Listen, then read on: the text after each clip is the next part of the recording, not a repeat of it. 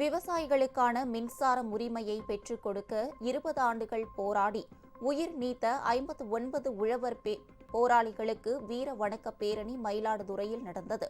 தமிழக விவசாயிகள் பாதுகாப்பு சங்கத்தின் சார்பில் நடைபெற்ற பேரணியில் திரளான விவசாயிகள் பங்கேற்று வீர வணக்கம் செலுத்தினர். மயிலாடுதுறை TELC பள்ளி அருகே துவங்கிய இந்த பேரணி கிட்டப்பா அங்காடி அருகே நிறைவு பெற்றது. மின்சார உரிமைக்காக போராடி உயிர் நீத்த உழவர் போராளிகளின் திருவுருவப் படத்திற்கு திரளான விவசாயிகள் மலர் தூவி அஞ்சலி செலுத்தினர். விளைபொருட்களின் உற்பத்தி செலவுடன் 50% சேர்த்து குறைந்தபட்ச ஆதார விலையை வழங்கி கொள்முதல் செய்யும் சட்டத்தை உடனே அமல்படுத்த வேண்டும் என பேரணியில் பங்கேற்ற விவசாயிகள் வலியுறுத்தினர்.